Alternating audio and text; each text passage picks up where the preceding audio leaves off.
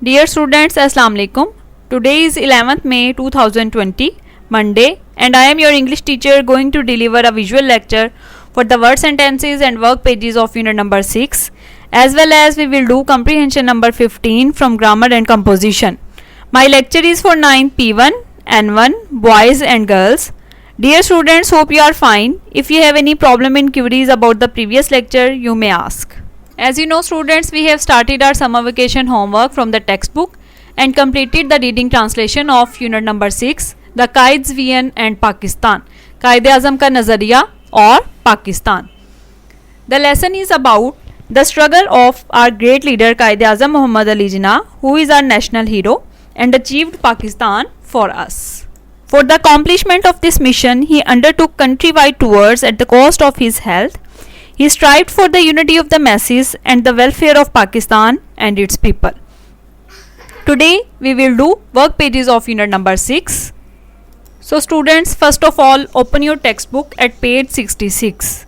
अपने previous lecture में हमने पेज नंबर 66 से आपको पता है स्टूडेंट्स MCQs किए थे A activity and circle the option for the underlined words that relates to the text, जो कि ऑब्जेक्टिव पार्ट के हवाले से आपकी एक्टिविटी इंपॉर्टेंट थी. अभी से अगली एक्टिविटी जो बी हम करने जा रहे हैं इसी पेज पे आपको नज़र आ रही है. इसके साथ साथ जो इमेज मैंने आपके साथ लेक्चर में शेयर किया है उसमें भी आप देख सकते हैं. Consult a thesaurus and find the synonyms of the following words. ठीक है, ये भी कुछ वर्ड्स हैं टेक्स्ट से लिए गए जो कि आपने सिनोनिम्स इनके लिखने हैं और ये एक्टिविटी भी आपकी ऑब्जेक्टिव पार्ट के हवाले से इम्पॉर्टेंट है. ये वर्ड्स आपको पेपर में आपको पता है किस तरह से आते हैं, ऑब्जेक्टिव में आते हैं. सिनोनिम्स वाला जो पोर्शन है आपका 5 मार्क्स का ऑब्जेक्टिव पार्ट में, उनमें ये वर्ड्स जो है वो आ सकते हैं. ठीक है, तो आप अपनी लेड पेंसिल या पेन जो भी आपके पास है उससे अपनी टेक्स्ट बुक पे ये काम करेंगे. इसी के ऊपर जो भी वर्ड जिसका मैं मीनिंग बताऊंगी, इंग्लिश मीनिंग सिनोनिम बताऊंगी, उसके ऊपर आप लिखते जाएंगे. ठीक है, तो फर्स्ट वर्ड है हमारे पास मोरल. मोरल मीन्स उर्दू में इसे कहते हैं हौसला. आपने उर्दू मीनिंग इसका अगर लिखना है तो लिख लें, अदरवाइज़ उर्दू मीनिंग लिखने की ज़रूरत नहीं है. ये सिर्फ आपको समझाने के लिए बता रही हूँ. आपने इसका लिखना इंग्लिश मीनिंग ही है जो कि आपके पेपर में आना है. ठीक है, तो इंग्लिश वर्ड मोरल के लिए जो है वो हम यूज़ करते हैं स्पिरिट. ठीक है, फिर उसके बाद अगला वर्ड है वेज. वेज मीन जर्नी, सफ़र. जर्नी लिखेंगे आप इसके ऊपर. फिर उसके बाद अगला वर्ड है हमारे पास एम्बिशन. एम्बिशन जिसका मतलब उर्दू में होता है मकसद, और इसके लिए हम इंग्लिश वर्ड जो इसके ऊपर लिखेंगे वो है एम, AIM, एम. फिर है नॉमनक्लेचर. नॉमनक्लेचर मीन्स नाम देने का निज़ाम. ठीक है, system of naming. System of naming आप इसके लिए वर्ड लिखेंगे. फिर उसके बाद है अगला वर्ड हमारे पास आइडेंटिटी. आइडेंटिटी जिसको उर्दू में कहते हैं शनाख्त. ठीक है, ये तशख़्ख़ुस. इसके लिए हम वर्ड लिखेंगे सिनोनिम इंडिविजुअलिटी. ठीक है, इसके ऊपर लिख लें आप. The next word is distinctive, मखसूस या नुमायाँ. ठीक है, डिस्टिंग्विशिंग इसके लिए हम वर्ड लिखेंगे. स्पेलिंग इसके आप देख लें DISTINGUISHING, distinguishing. The next word is emergence. Emergence का मतलब होता है बनना, ज़हूर, अपीयरेंस. हम इसके लिए वर्ड लिखेंगे. ठीक है, उसके बाद नेक्स्ट वर्ड इज़ स्ट्रगल, जद्दोजहद करना, कोशिश करना. ठीक है, इसके लिए हम जो है वो एंडीवियर वर्ड भी लिख सकते हैं, एफर्ट भी लिख सकते हैं अगर आप इजी वर्ड इसके लिए कुछ लिखना चाह रहे हैं. फिर है उसके बाद न्यूमरस. न्यूमरस के लिए हम जो है वो वर्ड लिखेंगे यहाँ पे इंग्लिश वर्ड, या इसका सिनोनिम जो है वो हम लिखेंगे अबंडेंट, या अगर इजी वर्ड आपने लिखना है इसके लिए तो आप मैनी लिख सकते हैं. ठीक है, दोनों ही वर्ड्स ठीक हैं. फिर उसके बाद है स्ट्रॉन्ग वर्ड हमारे पास. स्ट्रॉन्ग के लिए हम लिखेंगे वर्ड यहाँ पे फर्म, मजबूत, जिसका मतलब होता है पुख्ता. The next word is ideology, नज़रिया जिसे कहते हैं. आइडिया इसके लिए लिख सकते हैं हम, और इसके साथ साथ वैल्यू भी लिख सकते हैं. आइडिया वैसे ज़्यादा बेहतर है, आप आइडिया लिख लें. ठीक है, ये हमारी एक्टिविटी थी. सिनोनिम्स वाले जो है आपके ऑब्जेक्टिव पार्ट में MCQs आते, उसमें ही आप एक्टिविटी आपकी आ सकती है पेपर के हवाले से. फिर उसके बाद है right the antonyms of the following words. Antonyms आपने जो है वो लिखने हैं, मुतजाद कहते हैं, ठीक है, उलट अल्फाज जो होते हैं, सिनोनिम्स होते हैं, आपको पता है मुतरादफ हम मानी अल्फाज को कहते हैं, ठीक है। ये सी एक्टिविटी भी आपको जो अपनी बुक पे नज़र आ रही है और इमेज में भी मैंने आपके साथ शेयर की है, ये एक्टिविटी भी आपके जो है वो सिनोनिम्स वाला जो पार्ट है, अंडरलाइंड वाला पोर्शन आपका 5 मार्क्स का ऑब्जेक्टिव पार्ट में, उसमें जो है वो थर्ड आपका पार्ट, उसमें ये एक्टिविटी आपकी एमसीक्यूज़ के हवाले से आ सकती है, ठीक है। ये साथ साथ आपको ये बताने का मकसद कि एग्जामिनेशन पॉइंट ऑफ व्यू से ये किस तरह से एक्टिविटी आएगी, यही है कि आपको अच्छी तरह से समझ आ जाए, आपको तैयारी करते हुए पता हो कि आपने इनको किस तरीके से तैयार करना है, ठीक है। तो आप इसमें भी यही करेंगे कि लेड पेंसिल या पेन के साथ जो है वो इस एक्टिविटी के करते हुए जब मैं आपको करवाऊँ तो आप इसके वर्ड्स जो है वो इसके ऊपर लिखते जाएँ, एंटोनिम्स उल्ट अल्फाज जो हैं इसके, ठीक है। फर्स्ट वर्ड है हमारा कॉन्फिडेंस, जिसका मतलब होता है इत्मीनान। इसके लिए डाउट हम जो है वर्ड लिखेंगे, शक जिसका मतलब होता है। फिर है हमारा वर्ड ऑनर, ऑनर जिसका मतलब होता है इज्जत या वकार। इसके लिए आप जो है वो इसका एंटोनिम लिखेंगे, डिसऑनर लिखेंगे। बिलीफ है अगला वर्ड हमारे पास, बिलीफ जिसका मतलब होता है यकीन या अकीदा।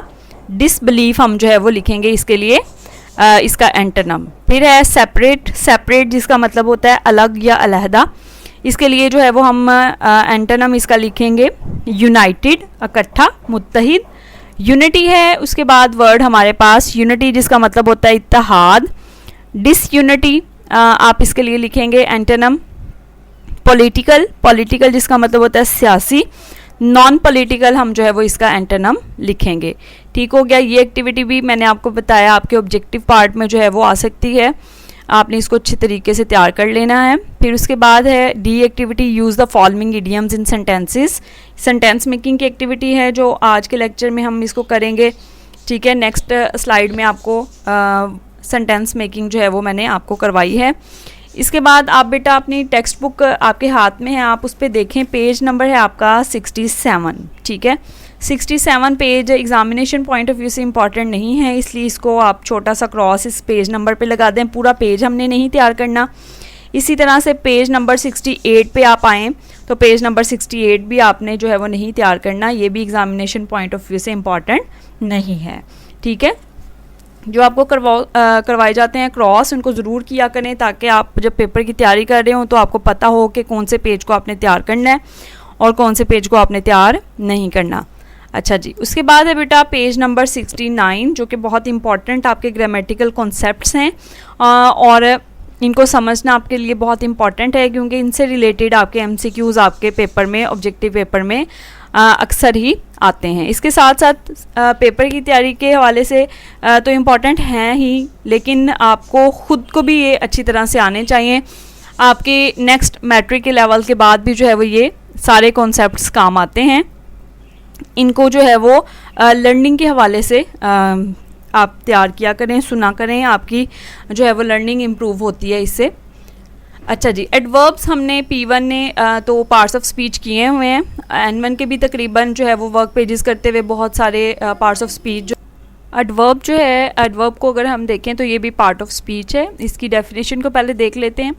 एडवर्ब्स जैसे कि उसके नाम से आपको पता चल रहा है कि समथिंग रिलेटेड टू वर्ब्स, ठीक है। वर्ब आपको पता है कि एक्शन वर्ड है, वो पार्ट ऑफ स्पीच है जो कि किसी भी एक्शन को जो है वो शो करता है, किसी भी काम को शो करता है। तो एडवर्ब्स क्या हैं? A word that modifies the meaning of a verb, an adjective और an other adverb is called an adverb. यानी किसी भी वर्ब के, एडजेक्टिव के या किसी दूसरे एडवर्ब के मीनिंग में जो इजाफा करें, मॉडिफाई उसे करें, उसे क्या कहते हैं हम? एडवर्ब। फॉर एग्ज़ाम्पल जैसे मैं कहती हूँ कि she was singing beautifully, she was singing, ठीक है, वो गाना गा रही थी, ये काम कर रही थी वो। अगर हम कहते हैं शी वॉज सिंगिंग ब्यूटिफुली, वो खूबसूरती से गाना गा रही थी, ठीक है। तो जो खूबसूरती है वर्ड, ब्यूटीफुली है वर्ड, ये सिंगिंग के मीनिंग में एडिशन कर रहा है, ठीक है। तो फिर ये क्या हुआ? एडवर्ब। एडवर्ब यानी वर्ब के मीनिंग में एडिशन कर। इसी तरह से एडजेक्टिव के मीनिंग में भी एडिशन होती है और दूसरे किसी एडवर्ब के मीनिंग में भी एडिशन होती है। जैसे हम कहते हैं कि ही रेन, वो भागा, ठीक है। और ही रेन फास्ट, वो तेज़ भागा। ही रेन वेरी फास्ट जब हम कहते हैं तो यहाँ पे जो वर्ड वेरी है, चूँकि ऑलरेडी फास्ट मौजूद है लफ्ज़, ठीक है, और एक एडवर्ब मौजूद है, उसके मीनिंग में मज़ीद इजाफा हुआ है, तो ये एक अनदर एडवर्ब के मीनिंग में इजाफा हुआ है, तो इसलिए जो वेरी वर्ड है ये भी एडवर्ब कहलाएगा, ठीक है। तो आप इसको जो है वो इसके एग्जांपल को देखें। She was singing beautifully at a concert last Sunday. अब ज़रूरी नहीं है कि उसकी खूबी या खामी काम की जो है वो, यानी उसकी उसमें एडिशन हो, उसकी टाइम। अब इसकी काइंड्स में अगर हम जाते हैं तो एडवर्ब की डिफरेंट हैं काइंड्स जो है वो। टाइम के हवाले से देखें, अगर हम जगह के हवाले से देखें, उसका मैनर जो है वो देखें, ये सारी टाइप्स हमने पढ़ी हुई हैं। इसको ब्रीफली जो है वो मैं साथ साथ थोड़ा थोड़ा बताती हूँ, जैसे इससे रिलेटेड एक्टिविटी अगली स्लाइड में हमारे पास आती है, ठीक है। Adverbs usually come in the following positions in sentence, यानी अगर एक से ज़्यादा एडवर्ब आ जाएं किसी सेंटेंस में तो उनकी पोजीशन उन्होंने बताई हुई है कि ये होगी कि पहले मैनर आएगा, फिर प्लेस और फिर टाइम, ठीक है। तो एडवर्ब आपको समझ आ गई है। इससे आगे हमारे पास कॉन्सेप्ट है इन्फिनेटिव का। इन्फिनेटिव्स के बारे में अगर हम बात करें तो इन्फिनेटिव्स जो है वो बहुत सिंपल हैं समझने में। किसी भी सेंटेंस में जो मेन वर्ब है, ठीक है, जो कि एक्चुअल फॉर्म ऑफ वर्ब है, उसके अलावा जो एक फ़र्स्ट फॉर्म मौजूद होती है, मोस्टली जो है वो ये टू के साथ मौजूद होती है, लेकिन ये कोई इसकी पहचान नहीं है कि ज़रूरी है कि टू वाली फ़र्स्ट फॉर्म ही जो है वो इन्फिनेटिव कहलाए। जैसा कि आप बी जो इसकी एग्जांपल है सेकंड वन, उसमें देख सकते हैं कि वर्क जो कि बोल्ड करके वर्ड लिखा हुआ है, इसमें आप टू आपको नज़र नहीं आ रहा, ठीक है। तो हम इसकी ये कोई स्पेसिफिक पहचान नहीं कह सकते कि टू के साथ जो फॉर्म ऑफ वर्ब आएगी वो इन्फिनेटिव होगी, बल्कि आप इसको यूँ याद रखें कि किसी भी सेंटेंस में जो एक मेन वर्ब है उसके अलावा जो एक फॉर्म ऑफ वर्ब है वो क्या कहलाती है हमारे पास, इन्फिनेटिव, ठीक है। एग्जाम्पल है आपके पास, you are free to go to your masjid. इसी तरह से ही मेड द पीपल वर्क, इसमें मेड जो है वो मेन इसकी फॉर्म ऑफ वर्ब है, ठीक है, एक्शन है जो कि मेन है। इसके साथ साथ हमें जो है verb first form of verb नज़र आ रही है जो कि इन्फिनेटिव है। The words given in bold have no subject, इसका कोई भी सब्जेक्ट जो है वो नहीं होता, यानी जो इन्फिनेटिव्स हैं उनका। We say that to go is the infinitive of the verb. Sometimes to is used as in example A, sometimes infinitive without to is used as in example B, ठीक है। यानी कि जैसे अभी हमने बात की कि ज़रूरी नहीं है कि टू वाली फॉर्म ही जो है इन्फिनेटिव के लाए, बल्कि सम टाइम इन्फिनेटिव्स जो हैं वो टू के बगैर भी सेंटेंस में आते हैं, ठीक हो गया, लेकिन होती है फर्स्ट फॉर्म ऑफ वर्ब ही है। इसके बाद हमारे पास जो है वो जेरंड्स हैं। जेरंड्स जो है वो पार्टिसिपल जैसा हमने किया था बिल्कुल इसी तरह से हैं, थोड़ा सा इसमें डिफरेंस है दोनों में कि हमने जो है फर्स्ट फॉर्म ऑफ जो आपकी वर्ब है, first form of verb with ING, ठीक है, ING वाली फॉर्म जब नाउन का रोल प्ले करें। पार्टिसिपल में हमने देखा था प्रेजेंट पार्टिसिपल में कि जब फॉर्म ऑफ वर्ब ING के साथ एडजेक्टिव का रोल प्ले करे तो वो पार्टिसिपल हैं, प्रेजेंट पार्टिसिपल्स, ठीक है। और जेरंड में हम जो है वो देखते हैं कि ING वाली जो फॉर्म है वो नाउन का रोल प्ले कर रही हो वो फॉर्म ऑफ वर्ब, यानी लेकिन रोल कौन सा प्ले कर रही है किसी सेंटेंस में, नाउन। ये सेंटेंस में उसके फंक्शन उसके रोल पे डिपेंड करता है। A gerund is that form of verb which ends in ING, यानी ING वाली फॉर्म ऑफ वर्ब, और फंक्शन उसका क्या हो, काम क्या हो, वो नाउन हो, ठीक है। Painting is a good fun, जैसे पेंट वर्ड है, रंग करना, ये एक फॉर्म ऑफ वर्ब है, ठीक है, एक काम है ये, लेकिन यहाँ पे ING के साथ ये एज अ नाउन जो है वर्ड यूज़ हो रहा है, तो हम यहाँ पे इसको क्या कहेंगे, जेरंड। ये बहुत इंपॉर्टेंट है, इससे रिलेटेड MCQ जो है वो आपके पेपर में इन्फिनेटिव से रिलेटेड, पार्टिसिपल से रिलेटेड आपके पेपर में ज़रूर आता है। और वैसे भी ये बहुत इंपॉर्टेंट आपके कॉन्सेप्ट हैं। नेक्स्ट भी आपके ज़रूरी नहीं है कि मैट्रिक के हवाले से आप इसकी तैयारी कॉन्सेप्ट्स की कर रहे हो, आप किसी भी कॉन्सेप्ट को समझते हुए जहन में रखा करें कि आप जो है वो इंग्लिश लैंग्वेज जो है उसकी उसको इम्प्रूव कर रहे हैं अपनी जो है लर्निंग को। In these sentences painting does the work of a noun forming the subject object and complement. इसमें ज़रूरी नहीं है कि नाउन आपने याद रखना है कि पहला वर्ड जो होगा वही नाउन है, बल्कि नाउन जो है वो सम टाइम ऑब्जेक्ट की फॉर्म इख्तियार करता है, कभी ये ऑब्जेक्ट की जगह पे होता है और कभी ये कॉम्प्लीमेंट की फॉर्म में होता है। उसके बाद हमारे पास कॉन्सेप्ट है कंडीशनल्स। Conditionals type 3। कंडीशनल अभी हमने जो है वो इसके बारे में नहीं पढ़ा। कंडीशनल सेंटेंसेस जो है वो जैसे ही हम यूजेस और टेंसेस करेंगे तो इसको मैं डिटेल से आपको समझाऊंगी। शर्तिया जुमलों को कहते हैं, ठीक है। टाइप 3 है इसकी इसमें एक्टिविटी में। अनफुलफिल्ड कंडीशन यानी जो कि ना पूरी हो सके वो वाली शर्त है, वो वाली हालत है। Conditional of this type say that something did not happen because a certain condition was not fulfilled, ठीक है। कोई मखसूस काम या कोई मखसूस कंडीशन पूरी नहीं हो सकती क्योंकि दूसरी कंडीशन पूरी नहीं हुई। इसमें इसको याद रखने का एक तरीका है कि टाइप 3 जो है उसको हम कैसे इजीली पहचानते हैं कि अगर हमारे पास जो है वो हैड फर्स्ट जो पार्ट है उसका या किसी भी एक पार्ट में हैड यूज़ हो रहा है तो दूसरी तरफ हमारे पास would have, should have, could have की फॉर्म जो है वो यूज़ होगी, ठीक है। इसको हम इस तरह से इजीली पहचानते हैं कि पास्ट परफेक्ट और उसके साथ would have, could have, should have इनमें से कोई सा भी आता है। इसको कहते हैं कंडीशनल टाइप 3। अच्छा जी, ये आपके कॉन्सेप्ट थे पेज नंबर 69 पे। आपने इनको जो है वो अच्छे तरीके से जो है वो समझ लेना है, इनकी प्रैक्टिस करनी है। कोई भी बात इनमें से जो समझ में नहीं आई वो आपने मुझसे दोबारा पूछ लेनी है, ठीक है। ऑब्जेक्टिव के हवाले से ही आपके पेपर में आता है, दोबारा से ये बात बता रही हूँ आपको। पेज नंबर आप आ जाएं फिर उसके बाद 70 पे। पेज नंबर 70 पे बेटा आपको ए एक्टिविटी नज़र आ रही है, find the kinds of adverb in the unit. आपको जो है वो एडवर्ब मैंने बताया है, उसमें इसकी जो टाइप्स है मैंने आपसे कहा था हम इसको डिस्कस करते हैं एक्टिविटी में जाके। Adverb of manner, adverb of place, adverb of time, frequency and degree, ये डिफरेंट टाइप्स हैं एडवर्ब की, ठीक है। जैसे कि हमने देखा कि वर्ब, एडवर्ब या एडजेक्टिव के मीनिंग में जो लफ्ज़ मॉडिफाई उसको करे, एडिशन करे, उसको एडवर्ब बोलते हैं। तो काम करने का जो तरीका है जो हमें वो बताए वो लफ्ज़, उसको कहेंगे एडवर्ब ऑफ मैनर। जो हमें काम करने की जगह बताए वो क्या कहलाएगा, एडवर्ब ऑफ प्लेस। जो काम करने का वक्त बताए वो क्या कहलाएगी, टाइप एडवर्ब ऑफ टाइम। जो काम जो है वो कितनी दफ़ा हुआ, फ्रीक्वेंट जो है वो वक्फा उसका दौरान बताए कि कितनी दफ़ा मरतबा ये काम हुआ, जैसे हमेशा, ठीक है। वर्ड ऑलवेज का, सम टाइम, ऑफन, कभी कभार, ये इस तरह के अल्फाज क्या कहलाते हैं, एडवर्ब ऑफ फ्रीक्वेंसी। फिर है एडवर्ब ऑफ डिग्री, यानी काम करने की शिद्दत बताए हमें कि किस हद तक ये काम हुआ, शिद्दत उसकी जो है वो क्या थी। ये हमें जो है वर्ड्स क्या कहलाते हैं, एडवर्ब ऑफ डिग्री। इसकी टाइप्स, इसकी एग्जांपल्स जैसे हम देखते हैं आपको इसको प्रॉपरली इसकी समझ आ जाएगी। आपसे कहा गया है कि आपने लेसन में से ढूंढ के वर्ड लिखने हैं। तो लेसन में हमारे पास एक वर्ड है ब्रेवली, बहादुरी से, ठीक है। तो ये एडवर्ब ऑफ मैनर के आगे हम लिखेंगे ब्रेवली। एडवर्ब ऑफ प्लेस में हम लिखेंगे लाहौर, जैसा कि हमने वो सेंटेंस पढ़ा था कि कायदे आज़म ने लाहौर में अपनी एक स्पीच में कहा, ठीक है। तो कहना एक काम है और कहाँ पे कहा था, लाहौर, तो ये एडवर्ब ऑफ प्लेस है। एडवर्ब ऑफ टाइम में हम लिखेंगे अर्ली, ड्यूरिंग का वर्ड भी लिख सकते हैं, टुडे।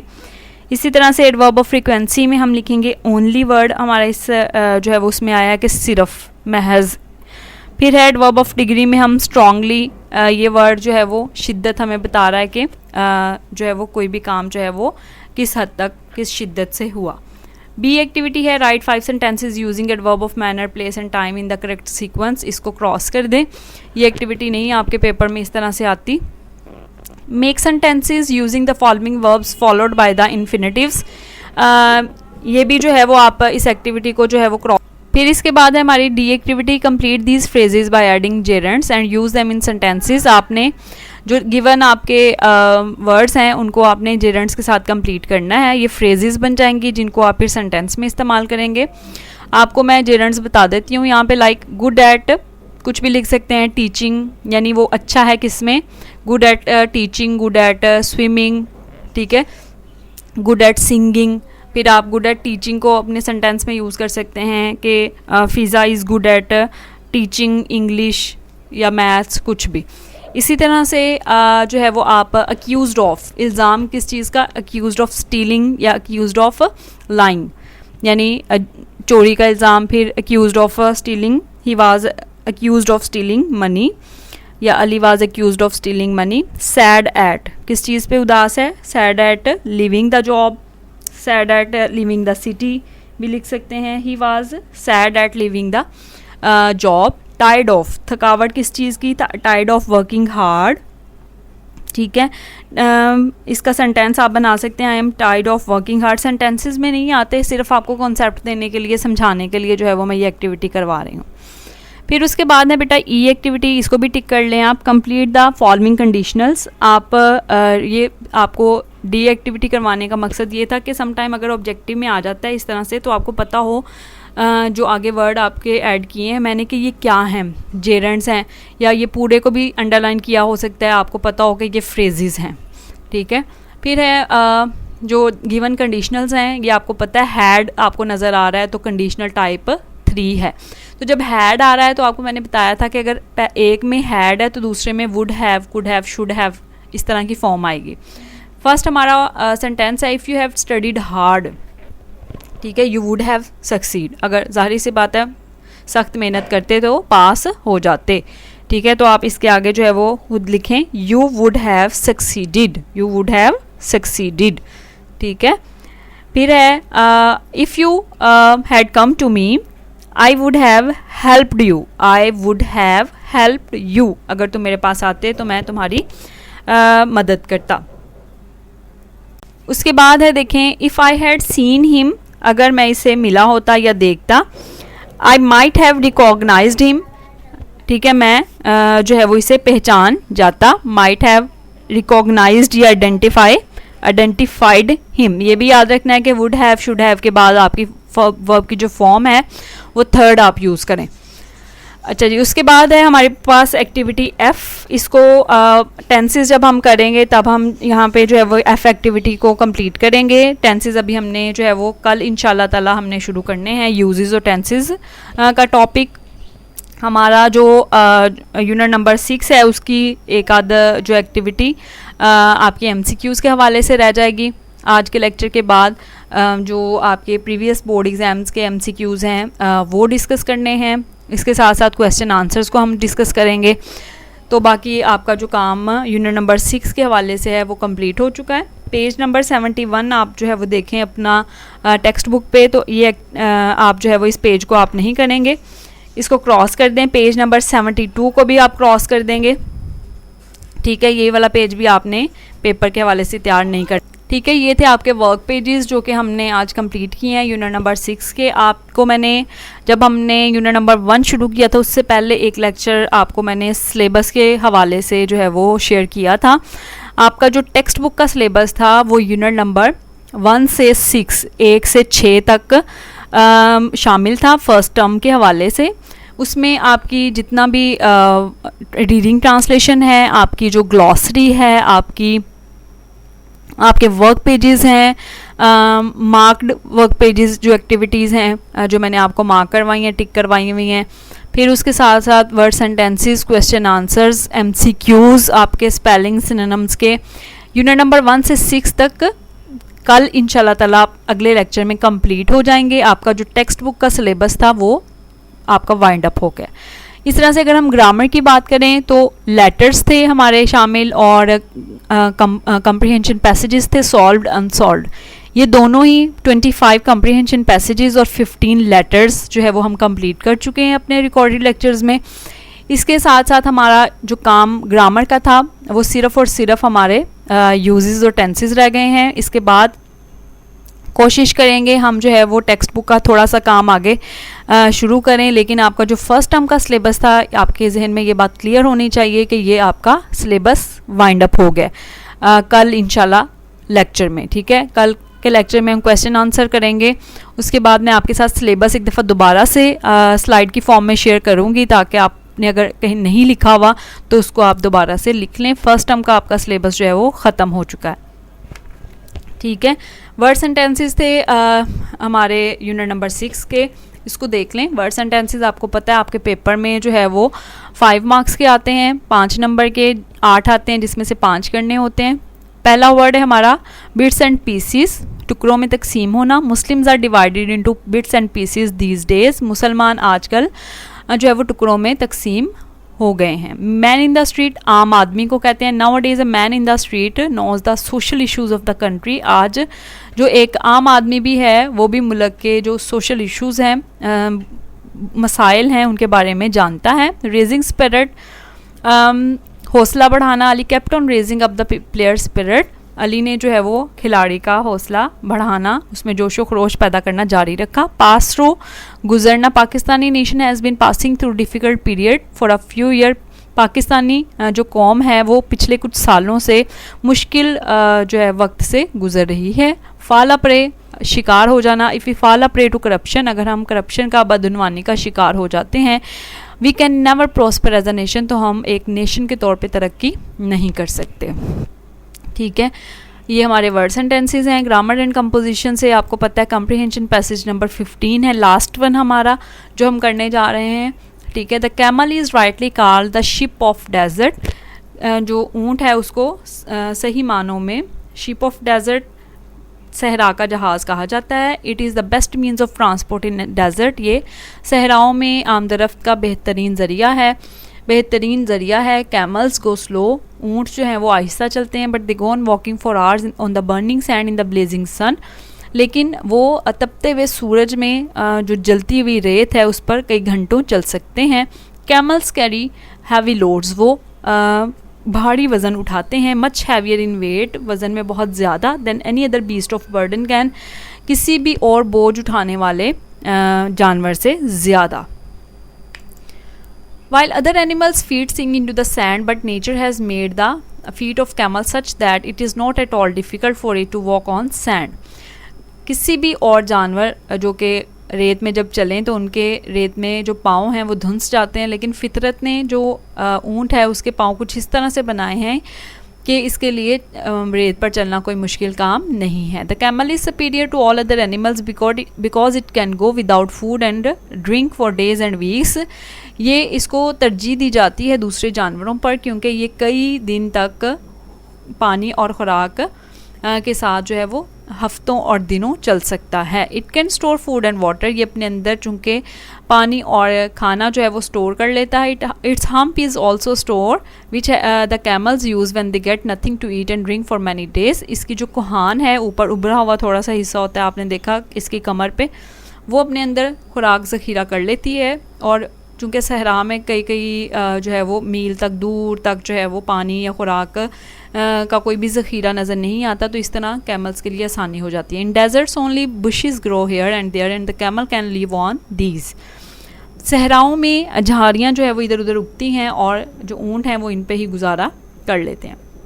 क्वेश्चन देखें, why is camel called the ship of desert, इसे शिप ऑफ डेजर्ट क्यों कहा जाता है? Camel is called the ship of desert because it can walk on sand easily than any other animal, इसे ship of desert कहा जाता है क्योंकि ये रेत पर बहुत आसानी से दूसरे जानवरों की निस्बत चल सकता है। Is it for its speed that it is called the ship of desert, क्या इसकी रफ्तार की वजह से इसे कहा जाता है? No, it is not called the ship of desert for its speed, इसे इसकी स्पीड की वजह से नहीं कहा जाता।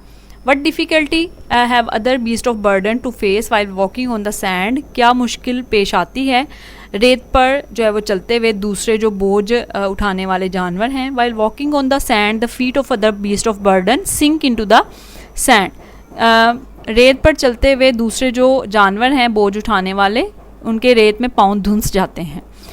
Y does a camel walk easily on the loose sand of the desert, कितनी आसानी से जो है वो ऊँट जो है वो जो नरम रेत होती है सहराओं में उस पर चल लेते हैं, ऐसा क्यों होता है? A camel can walk easily on the loose sand of desert due to its special shape of feet, Allah ताला ने उसके पाँव की जो साख्त है वो कुछ इस तरह से बनाई है कि वो आसानी से जो नरम रेत है उसके ऊपर चल लेते हैं। उसके बाद है हमारे पास क्वेश्चन नंबर 5 है, what special quality makes camel superior to other animals used for transport, के कौन सी मखसूस खासियत है जो कि ऊँट को दूसरे जानवरों से तरजीह देती है?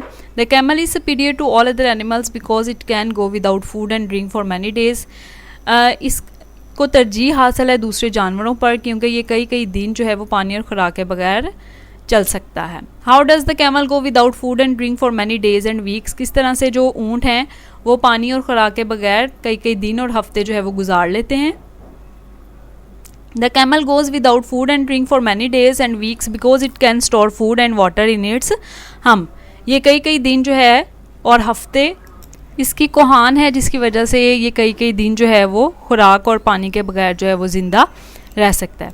ठीक है। उसके बाद है what does the camel generally live on, किस चीज़ पे आमतौर पर जो कैमल्स हैं, the camel generally live on bushes that grow in desserts, ऊँट जो है वो आमतौर पर झाड़ियों पर ही गुजारा करते हैं, ज़िंदा रहते हैं, जो कि सहराओं में उगते हैं।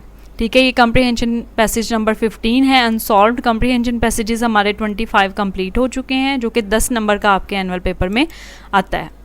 डायरी आप देख लें, वर्ड्स एंड टेंसेस हमने किए हैं जो आपने लिखने हैं, आपको पता है। वर्क पेजेस आपने अपनी बुक के ऊपर ही इसको नोट डाउन कर लिया है, उनकी प्रैक्टिस करनी है अच्छी तरह से। कम्प्रीहेंशन पैसेज नंबर 15 के जो क्वेश्चन आंसर हैं वो आपने लिखने हैं अपनी नोटबुक में या रजिस्टर में, जो कि समर पैक वाली है, और इसका पैराग्राफ आपने नहीं लिखना। पेपर जो जितना भी हमने आज काम किया है उस हवाले से अगर कोई प्रॉब्लम है तो वो आप मुझसे पूछ सकते हैं। ठीक है, thank you so much students. If you have any problem in queries you may ask in comments. Allah ताला आप सबको अपनी हिफ्ज़-ओ-अमान में रखे।